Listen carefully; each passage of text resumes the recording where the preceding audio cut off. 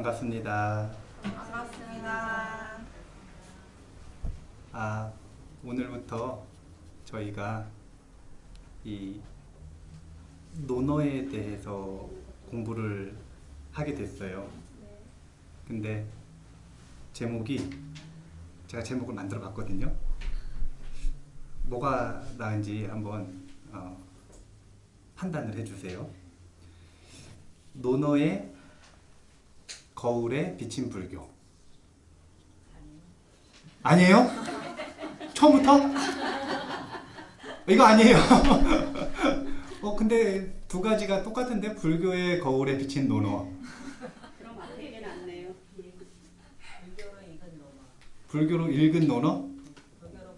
불교로 보는 논어? 그러면은 그 강의하고 법회 방향이 틀어지는 것 같은데 어떡하지? 논어로 보는 불교는 괜찮을 것 같아요. 또 왜 그러냐면 한번 봐보세요. 자, 일단은 제 고집이 있어요. 논어의 거울에 비친 불교, 이러면 논어를 보겠다는 건가요? 불교를 보겠다는 건가요? 그쵸? 자, 불교의 거울에 비친 논어, 그럼 뭘 보겠다는 거죠?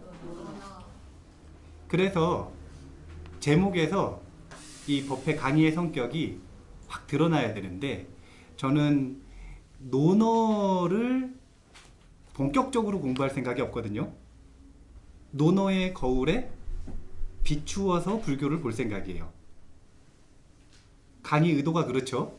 그러니까 그 뒤에 불교가 들어가면 좋겠는데, 일단은 논어로 보는 불교, 논어의 거울에 비친 불교, 뭐가 나았나요?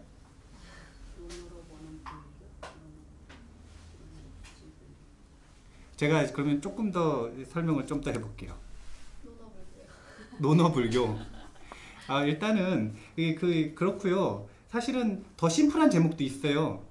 항상 보면 제목이 이렇게 두 개잖아요. 프리젠테이션 할 때 보면 위에 있고 밑에 또 있고. 근데 논어의 거울에 비친 불교는 위에가 아니라 밑에 있는 거고, 요 위에 있는 심플한 제목은 군자와 보디사타입니다. 군자와 보디사타. 이거는 강의의 범위를 한정시켜 주는 겁니다. 강의에서 논어 중에 뭘 볼 건지, 불교 중에 뭘 볼 건지 범위를 탁 제한을 시켜놓고 볼 생각이어서 제목을 두 가지로 했는데, 군자와 보디사타, 군자와 보살, 둘 중에 뭐가 나으세요? 있어 보이죠? 예. 그래서 제가 보기엔 군자와 보디사타는 이견이 없을 것 같은데, 논어의 거울에 비친 불교 또는 논어로 보는 불교, 이거는 이견이 좀 있으니까. 요즘에 지대널밥 열심히 읽으셨거든요.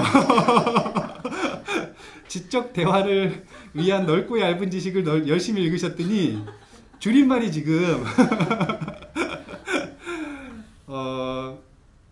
말이라고 하는 건 거울입니다. 거울. 말이라고 하는 건 거울이에요. 그래서 우리가 어떤 말을 딱 하는 순간 그 말이 우리 마음에다가 그 말과 관련되어 있는 형상을 비추어 주죠. 안 그런가요? 자, 군자.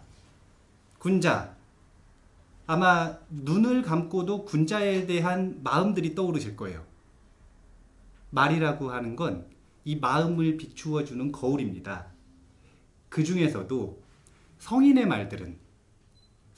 말은 정말로 자신의 인생을 비추어 주는 거울이 되죠.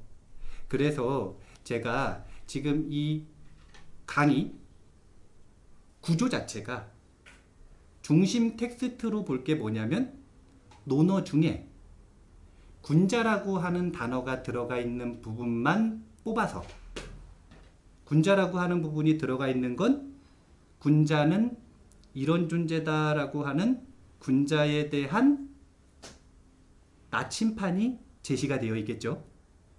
그래서 그 군자라고 하는 부분만 뽑아서 그걸 가지고 불교를 볼 겁니다. 그 중에서도 불교의 보디사타를 볼 거예요. 보디사타. 뭐 이렇게 얘기를 해도 노노의 거울에 비친 불교가 별로신 것 같으니까 끝날 때쯤 다시 한번 제목은 생각을 해보기로 하고요. 제목은 해보기로 하고 일단 오늘 서두를 좀 시작을 하겠습니다. 서두를 시작을 하겠습니다.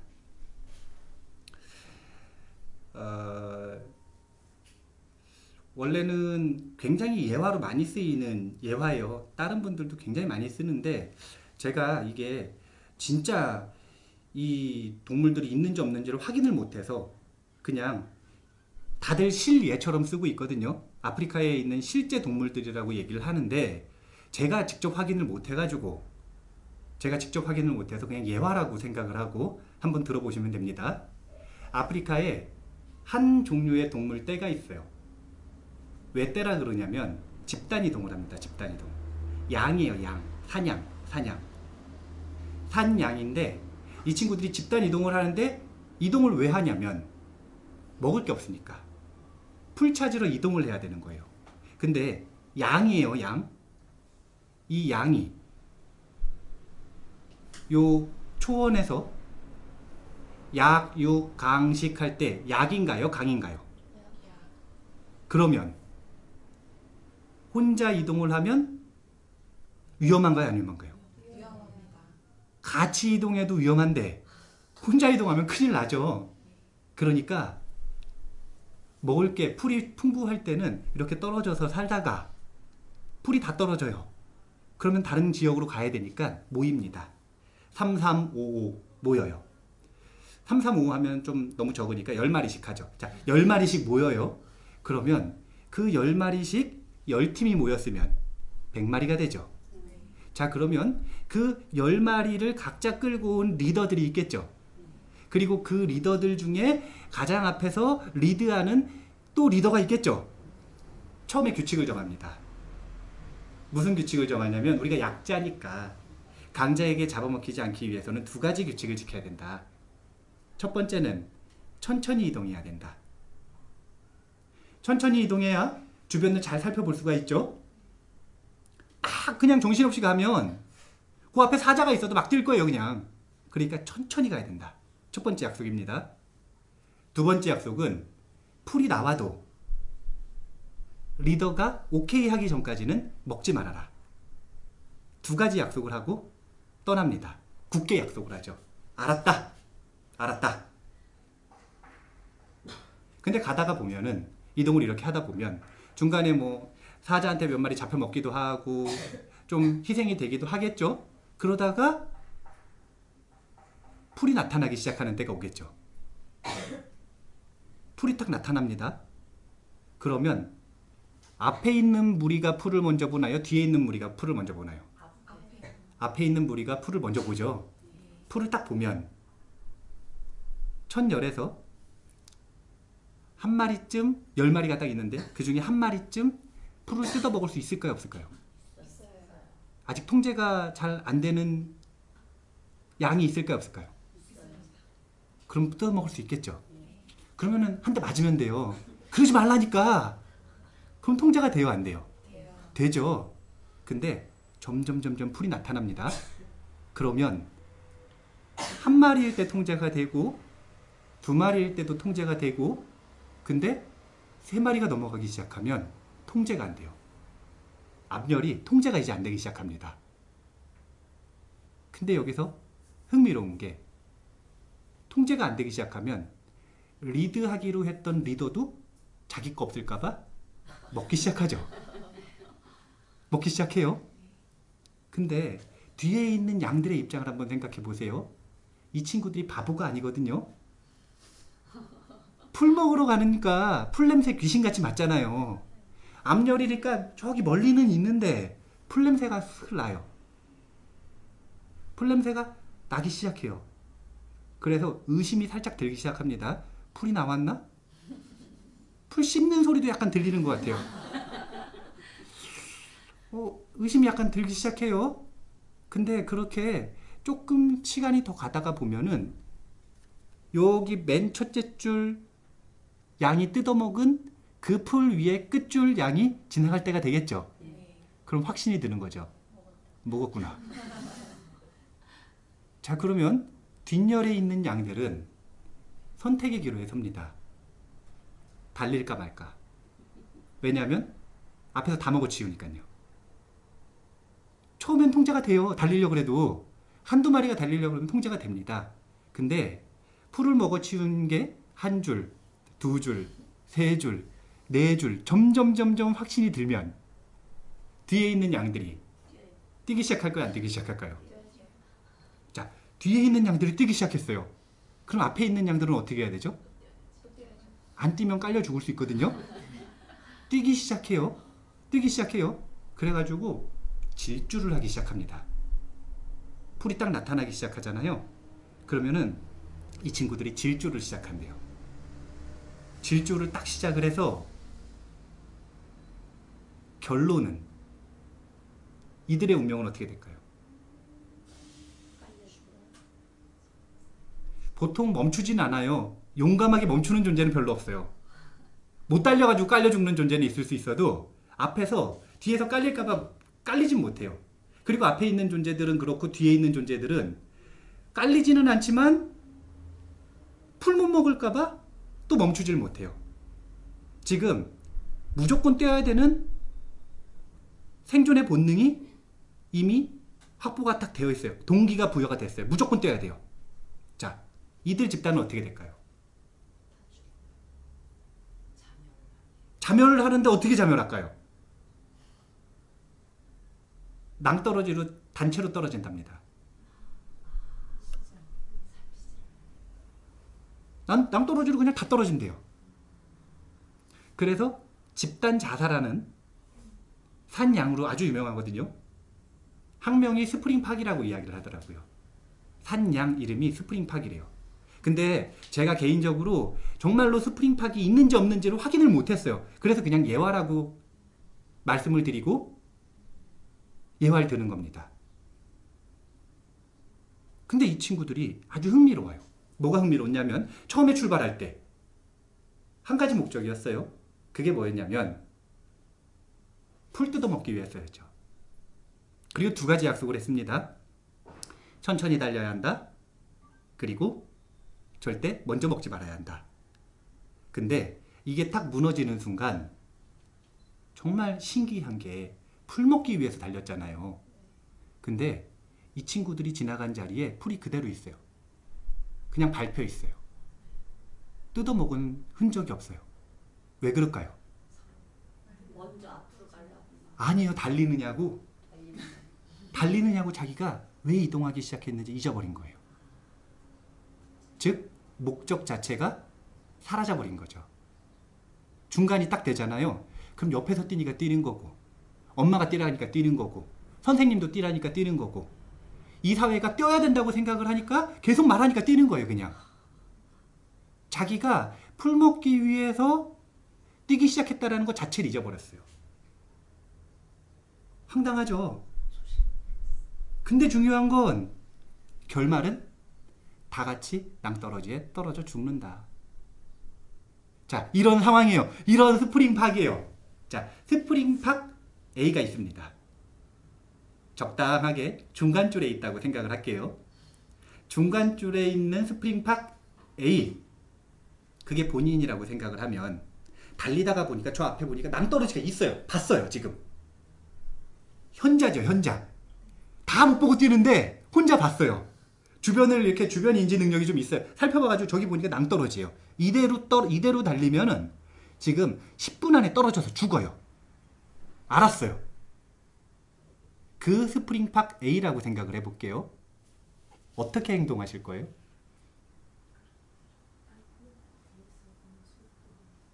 뒤에 속도 때문에 또 깔려 죽을 거 아니에요. 그러니까 어떻게 하실 거예요? 거기서 그대로 계속 뛰실 거예요? 깔려 죽는 게 무서워서 그냥 뛰실 거예요? 아니면은 옆으로 깔려 죽어도 나오실 거예요? 옆으로 나와야죠. 인지가 있기 때문에. 근데 깔려 죽을 수 있는데요? 근데 이게 저지를 할 수 없나요? 예를 들어서 수시로 예? 서로의 그 어떤 저기가 있을 거야, 대화가 있을 거 아니에요. 그쯤 되면 사람도 서로 저지가 안 돼요. 근데 사냥이 어떻게 저지가 근데 되겠어요? 어차피 거기 가서 떨어져 죽을 거면 옆으로 힘이라도 써볼 거 아니에요. 옆으로 가야 될 거. 역시 수승하십니다. 훌륭하세요. 훌륭하십니다. 잘 생각해 보셔야 돼요. 제가 지금 전체 이 논어가 아마 10강으로 이루어질 겁니다. 10강. 10강. 근데 이 10강 동안 10강을 꿰뚫는 질문이에요. 나는 어떻게 할 것인가? 내가 스프링팍 A면 나는 어떻게 할 것인가? 어떻게 할지를 공자 방식, 붓다 방식으로 배우기는 할 건데 그러면서 끊임없이 그 말을 거울로 비춰가지고 자기 자신은 어떻게 할지를 살펴보는 겁니다. 왜 그러냐? 단도직입적으로 이야기하자면 제가 보는 지금 한국이 그래요. 스프링팍과 똑같이 보여요. 그래서 말하는 거예요. 그래서 우리가 지금 한국에서 살아가고 있고 우리가 아프리카 초원에서 달리고 있는 사냥처럼 지금 그렇게 미친 듯이 달리고 있어요. 이 상황에서 들었단 말이에요. 성인의 말을 들었어요. 뭐라고 들었냐면 글로 달리면 낭떠러지다라는 말을 들었어요.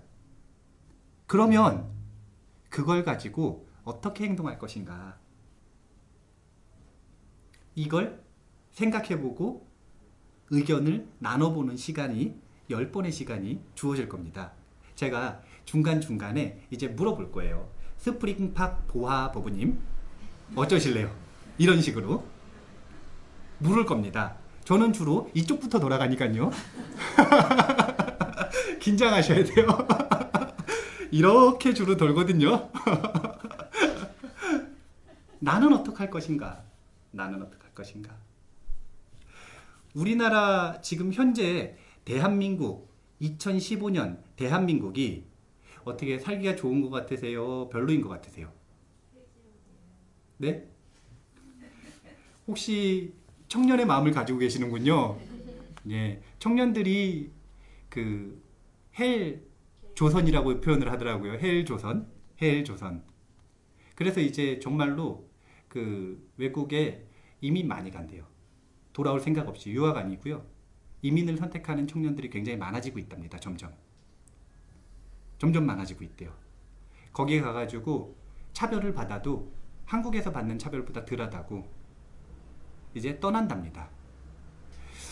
우리나라가 지금 현재 주어져 있는 상황을 보면 남녀노소 할 것 없이 굉장히 혼란스러운 시기예요. 남녀노소 할 것 없어요. 남녀노소 할 것 없어요. 자, 봐보세요. 저희 연구소에 그 초등학교 중학생들이 이 인문학 공부를 하러 오는데 처음 왔던 친구 중에 한 명이 그때 초등학교 3학년인가 그랬던 것 같아요. 근데 얼굴이 다크서클이 여기까지 내려와가지고 공부를 하러 왔어요. 그래서 너는 왜 이렇게 피곤하니? 그랬더니 선생님 저는 피곤해요. 왜? 학원을 다녀가지고요. 몇 개나 다니는데 11개인가 12개 다녀요. 학원을 11개인가 부모님 능력이 굉장하세요. 그 학원비를 어떻게 감당을 하세요? 11개인가 12개를 다닌대요. 요즘에 놀이터에 가면 초등학생들 친구가 없대요. 요즘에는요 농구를 하고 싶어도 놀이터에서 못해서 농구 학원을 가야 된대요. 이게 지금 정상적인 모습인가요? 혼란스러운 모습인가요? 혼란스러운 모습이에요. 청년들 헬지옥이라 그러죠. 헬조선이라 그러죠. 헬조선. 3포라 그러다가 5포라 그러다가 7포라 그러다가 요즘에는 뭐라 그러던데 아예 그냥 7포 숫자도 없이 그냥 다 포기한 거라고 신조어들이 점점 만들어지고 있어요. 중장년? 중장년도 어떻게 살아가야 되는지에 대한 선배들의 롤모델이나 흐름이나 또는 족보가 없어요. 왜? 우리나라에서 중장년이라고 하는 세대가 나타난 것 자체가 최근이기 때문에. 그전에는 중장년이라는 개념 자체가 없었기 때문에. 평균 수명이 짧아가지고요. 중장년 자체가 없었어요. 근데 갑자기 한 30년이 떡하니 나타난 거예요. 그리고 마음대로 살아라. 알아서 살아봐라. 지금 이런 상황이에요. 노년? 노년 살기 좋나요? 교과서에 뭐라고 되어 있냐면은요. 우리나라는 교과서 요 사회 교과서 같은데 노령화 사회가 진행되는 것에 대해서 평가를 한마디를 하기를 뭐라 그러냐면 우리나라는 돈이 없으면 노령화 사회가 되는 것이 저주가 되는 사회다. 라고 하는 뉘앙스의 표현이 있다고 뉴스에서 심각한 표현이라고 고발을 하는 뉴스를 봤어요. 남녀노소 할 것 없이 전부 다 혼란스러운 사회예요. 지금 현재 우리나라가. 그런데도 한 방향을 향해서 달리고는 있어요. 그게 뭐냐면은 국가체제예요. 국가체제. 국가의 경제체제. 신자유주의 경제체제라고 하는 욕망을 끊임없이 부추기는, 마치 지금 안 달리면 저 앞에 있는 풀 너는 다 뺏긴다 라고 걸어다니는 광고판에서, 스마트폰에서, TV에서, 책에서, 신문에서, 그리고 만나는 사람마다 부추기고 있는 그런 사회입니다. 이런 상황 속에서 우리가 어떻게 할 것인가? 어떻게 해답을 가지고 계시나요?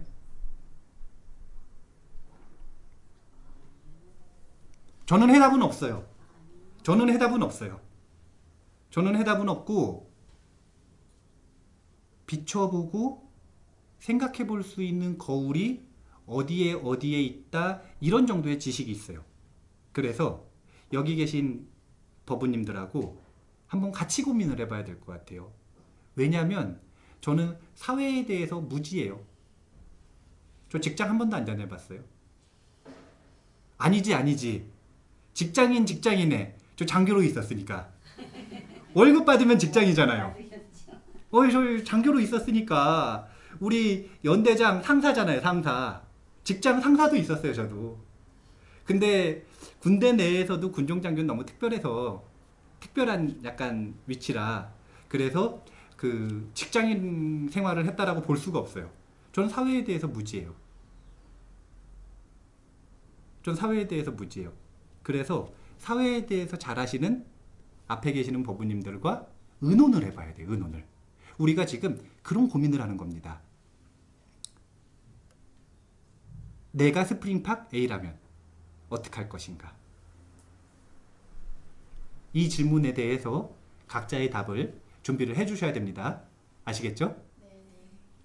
자, 그러면 이제 바로 내용을 보도록 하겠습니다. 무슨 내용을 볼 거냐면요. 거울을 봐야죠. 먼저 교재에 대해서 잠깐 설명을 해드리면은 주교재는 없어요. 근데 좀 편안하게 찾고 싶으시면 저 노너의 공자의 군자학이라고 하는 책이 있어요. 제가 저기 샘플로 2권인가 사놨는데 있어요. 그 군자학은 그 논어 전체가 499장으로 되어 있는데 그 중에서 군자가 포함되어 있는 93가지 장이었던 것 같아요. 그걸 따로 뽑았어요. 그래서 우리가 논어 원문은 어디서든 구할 수 있는데 그 원문에서 군자가 들어간 부분을 우리가 공부할 거니까 원문을 가지고 계시면 그걸 찾아야 되잖아요. 근데 그걸 찾는 수고로움을 덜어줄 수 있어서 보조 교재로 저 군자학 교재가 그냥 제가 선정을 했습니다. 그걸로 편하게 보시고 싶으시면 보시면 되고요. 근데 왜 그걸 주교재라고 안 하냐면 거기에 자꾸도 다 해석이 돼 있고 좋아요. 근데 왜 그걸 주교재라고 안 하냐면 개인적으로 번역은 어떤 분 번역을 쓸 거냐면 김용옥 선생님 번역을 쓸 거예요. 개인적으로. 그 번역이 저 번역하고 틀려요. 그래서 원문을 쉽게 찾으실 수 있고 이 김용옥 선생님 번역을 쓸 건데 그 김용옥 선생님 논어 관련 도서 중에서는 제가 추천해드리고 싶은 건 보조교재로 추천해드리고 싶은 건 도올 만화 논어가 있습니다. 만화 논어 499장을 전체를 다 실었어요. 근데 만화로 그려져 있어서 이 그림이 있으니까 이해가 좀 쉽습니다. 예? 5권이네요. 예, 5권짜리라고 얘기를 합니다. 그리고 또 보조교재가 있어요. 이제 이 뒤에 교재들은 그냥 그 강의 법회를 좀 더 잘 이해하시기 위해서 필요한 교재들입니다. 그게 뭐냐면은 보디사타라고 하는 게 무엇인지 보디사타에 대해서 배우려면 입보살행론이라고 하는 경전이 있습니다. 입보살행론이라고 하는 경전이 있어요. 이 입보살행론을 보시면 보디사타가 어떤 마음을 가지고 있어야 되는지 어떻게 실천해야 되는지를 총 10장으로 자세하게 설명을 하고 있습니다. 이 정도의 교재가 있다라고 생각을 하시면 됩니다. 그렇게 해서 논어에서 이야기하는 공자님 말씀, 그리고 입보살행론에서 이야기하는 불교의 말씀, 입보살행론은 부처님 저작이 아니거든요. 샨티데바라고 하는 보살 저작인데 그 두 성인의 말씀을 바탕으로 해가지고 우리가 불교와 논어를 통해서 이 아까 누구였죠? 그 스프링팍? 스프링팍 A에 어떤 답을 내야 될지 한번 비춰보도록 하겠습니다. 자, 그러면 제가 일어나서 판서를 좀 하겠습니다.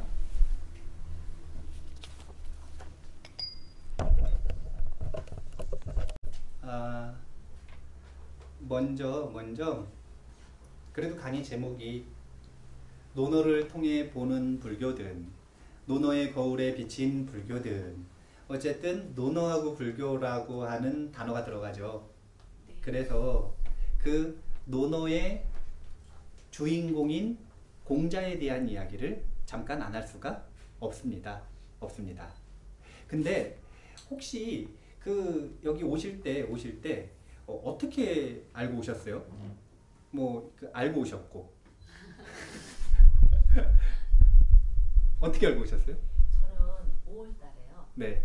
저기 BBS에서 스님 방송을 봤어요. 그러면 거기서 논어 얘기가 나오진 않았죠? 논어 얘기 안 하고 이제 불교의 문화. 근데 정말 쇼크였어요.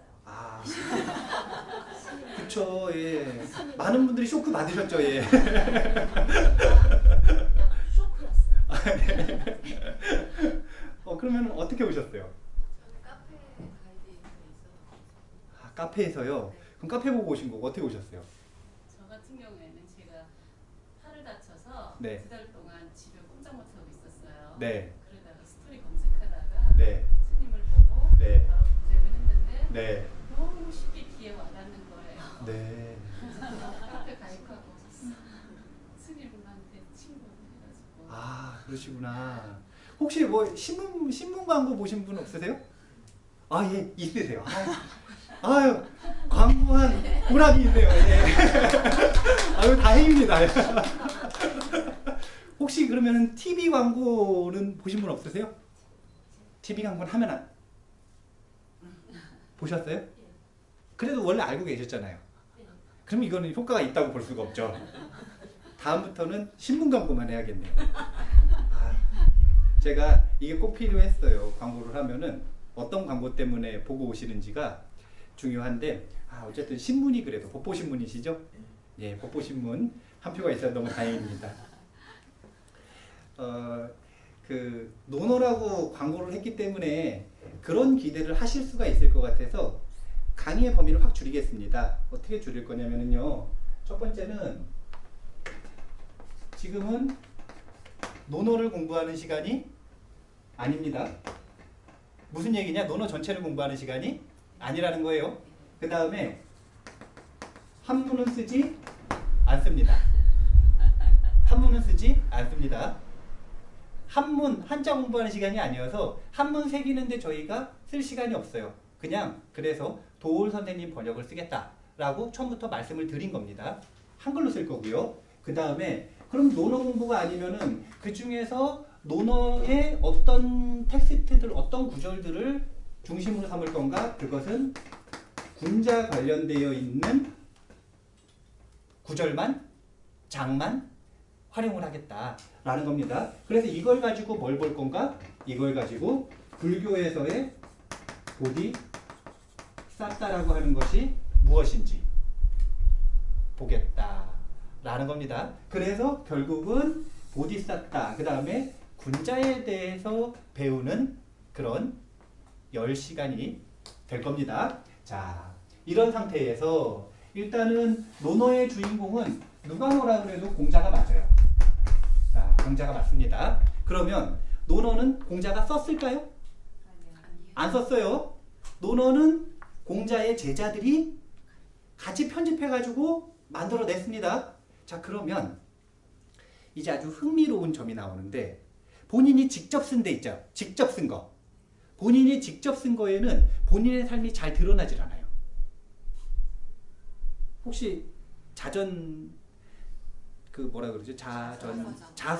자서전 이런 거 빼놓고는 자신의 사상을 펼 때 자신의 삶을 이렇게 객관적으로 쭉 보여주는 글들을 잘 쓰질 않거든요.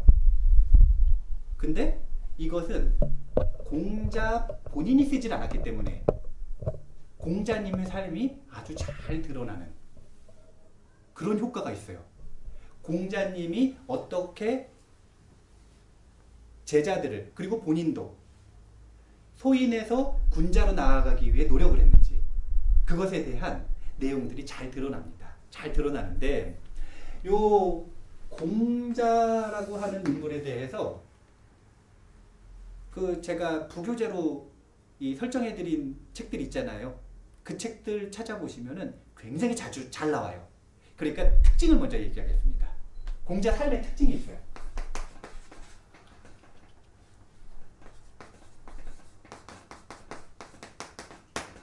자, 공자님 그러면은 우리가 이미지가 한번 이미지 게임을 해볼까요?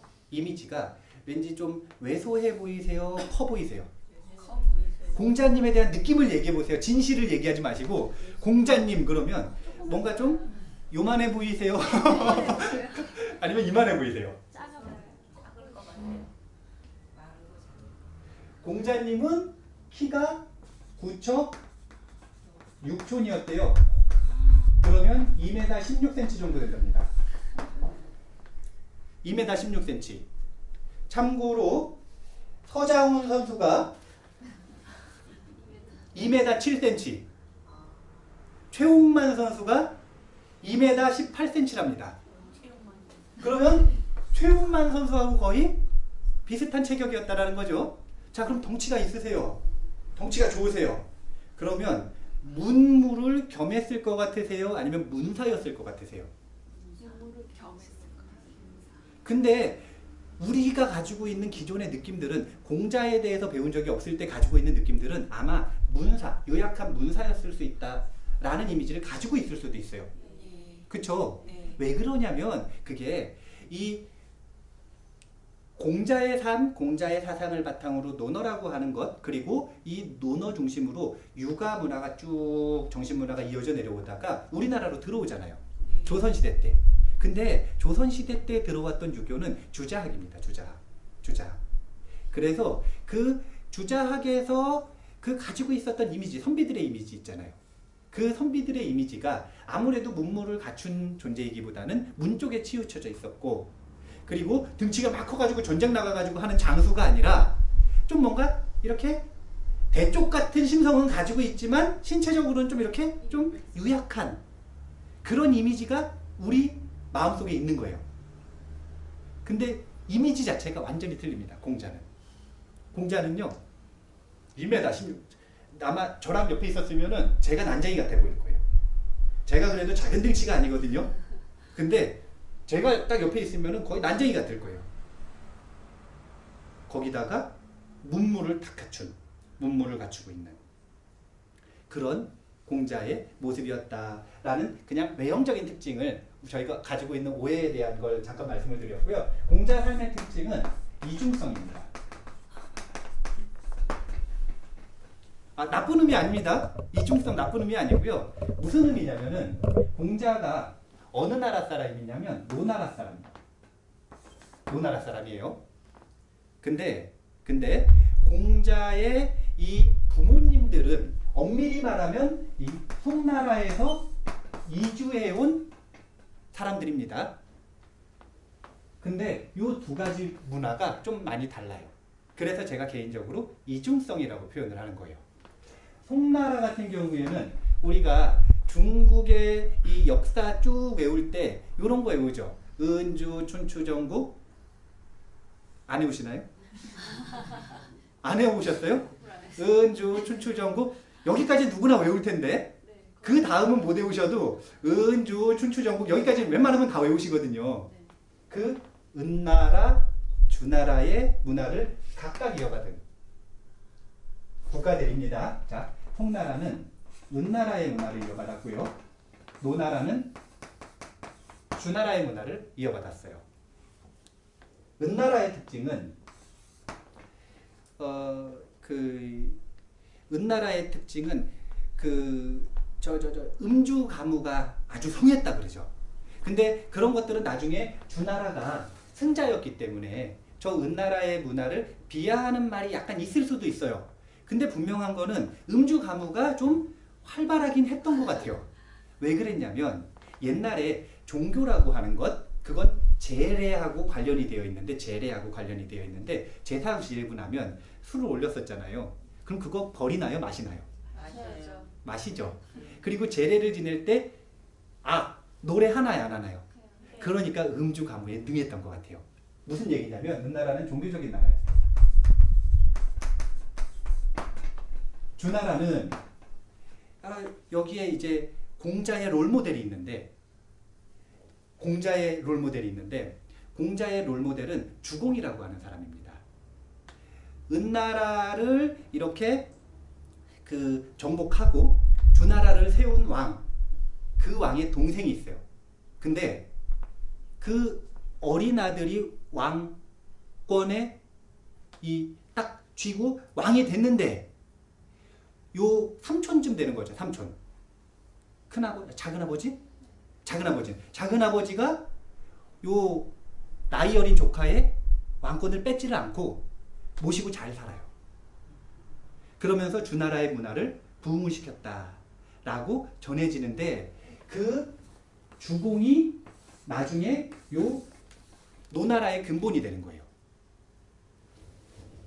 그래서 이 주공 같은 경우에는 이 은나라가 종교 중심이고 음주가무를 막 즐긴다. 그래가지고 그런 문제점 때문에 우리가 은나라를 이렇게 뒤집고 새로운 문명을 이렇게 만들어낸다. 이런 개념이니까 종교, 음주, 가무 이것과 상대되는 인문 중심 문화입니다. 인문 중심 문화. 종교는 삶을 다루나요? 죽음을 다루나요? 죽음을 다룹니다. 자, 인문은 삶을 다루나요? 삶을 다루겠죠. 예, 삶을 다룹니다. 요 공자가 얼마나 요 이중성을 가지고 있었냐면 공자는 요 죽음, 삶, 종교, 인문, 은나라, 주나라 이 중에서 뭘 따르고자 했을까요? 주나라를 따르고자 했죠. 주공이 자신의 삶의 롤모델이니까. 그러면 그건 무슨 얘기냐면 이걸 가지고 있었다라는 거예요? 안 가지고 있었다라는 거예요? 이걸 가지고 있었다라는 거예요. 어머니하고 아버지를 보면 알 수 있습니다. 어머니 집안이요. 무녀 집안이에요. 무녀. 제사장 같은 그런 무녀 집안이에요. 아버지는 무장이었어요. 아버지는 등치가 아주 좋았대요. 아버지가 70세에 가까이 됐을 때 무녀 안씨녀인데 안씨녀 그때 16살이었다 그래요. 그 안씨녀와 이 비공식 결혼을 해가지고 서자로 낳은 자식이 공자예요. 서자로 낳은 자식이. 그런데 왜 70세까지 돼가지고 꼭 그 서자로라도 아들을 낳고 싶었냐면 자식이 10명이나 있었는데 9이 딸이고 하나가 아들인데 아들이 약간 절름발이었나 봐요.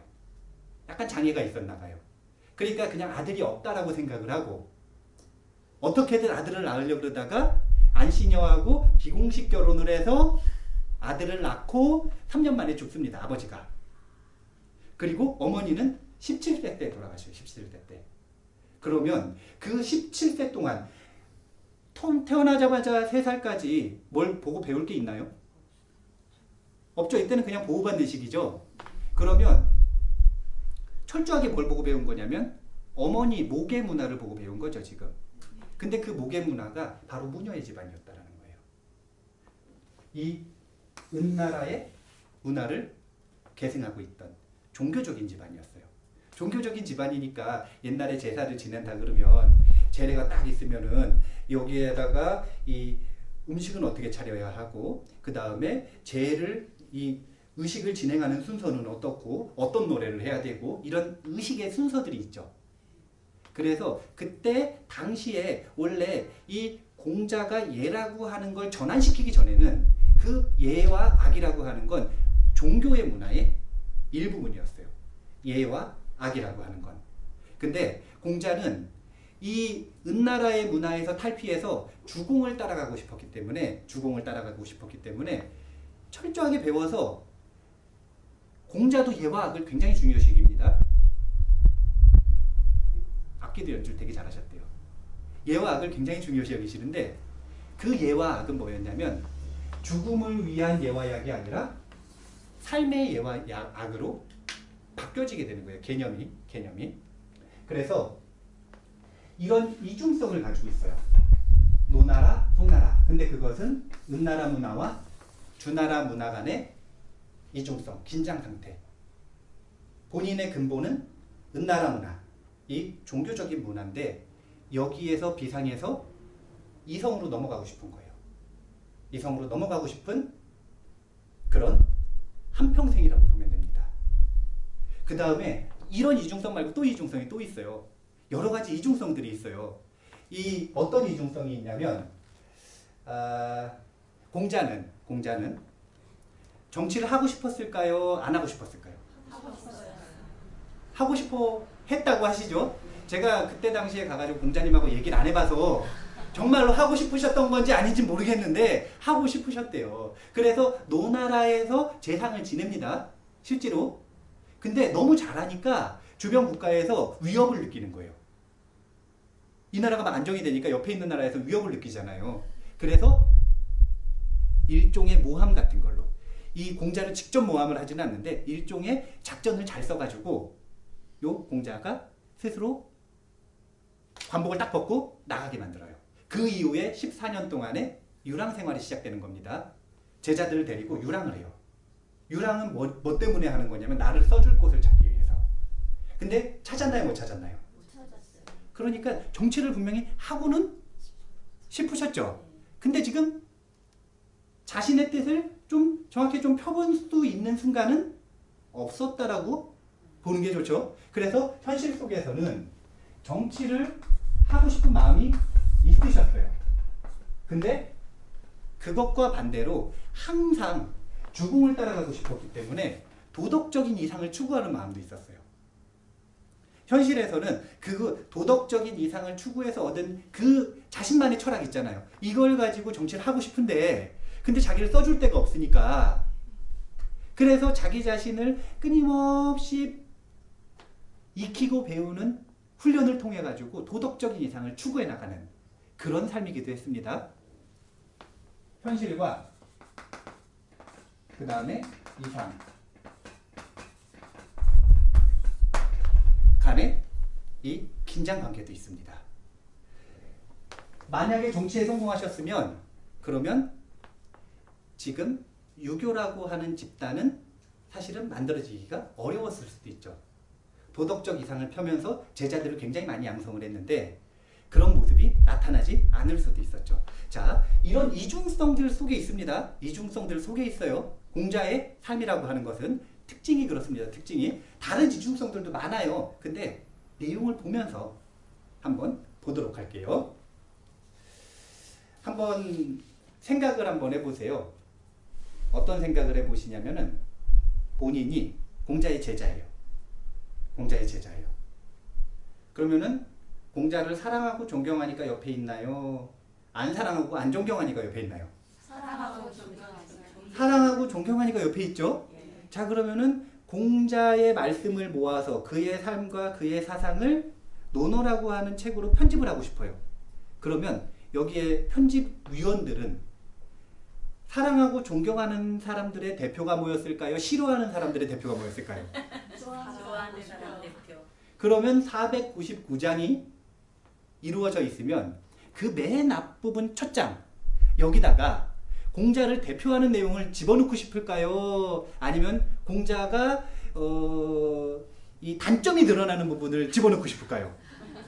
장점. 공자 전체 삶을 드러낼 수 있는 내용이 들어가 있겠죠. 네. 후대에 편집이 된 거니까 편집을 할 때 의도적으로 맨 첫 장에다가 그렇게 집어넣을 거 아니에요. 지금 여기 앞에 앉아 계시는 스님이 이 편집장이자 출판사 대표예요. 근데 책을 낼 때 서문을 얼마나 빠꾸를 내는지 모르세요. 아유, 빠꾸 이런 표현 안 돼요. 얼마나 이게 안 된다고 그러시는지 몰라요. 왜? 서문이 좋아야 되니까. 왜? 사람들은 서문을 딱 보고 더 볼지 안 볼지를 판단을 하니까. 그러니까 첫 딱 페이지에서의 그 내용이 아주 중요하단 말이에요. 그리고 그 내용이 공자라고 하는 사람의 특징, 삶, 사상 이것을 한 번에 표현할 수 있는 문장이 들어가 있어야 된다. 근데 아주 우리에게 좋게도 군자라고 하는 말이 거기 들어가 있습니다. 그래서 우리가 군자를 뽑아서 보겠다 그랬는데 그 부분을 뽑아서 봐야 돼요. 그리고 그 부분을 뽑아서 보면 공자의 삶이 조금 더 개략적으로 살펴집니다. 살펴집니다. 굉장히 유명한 구절인데 아마 다 알고 계실 거예요. 어떤 구절이냐면요. 하기시습지 부력 열호아 이런 거 들어보셨죠? 저희 옛날에 서당에서 이거 다 했을 거란 말이에요. 저희라 그러니까 저도 한 것 같네요. 저는 서당이 없을 때 커가지고 그 다음에 유붕 자원 당내 부력 락호 인부지 이불온 부력 군자호 이 부분이거든요. 이게 이제 한 문장이라고도 볼 수 있고 세 가지 표현이라고 볼 수 있는데 이 세 가지 표현을 가지고 공자에 대해서, 공자의 삶에 대해서, 공자의 사상의 특징에 대해서 10분 쉬었다가 살펴보도록 하겠습니다. 자, 55분인데요.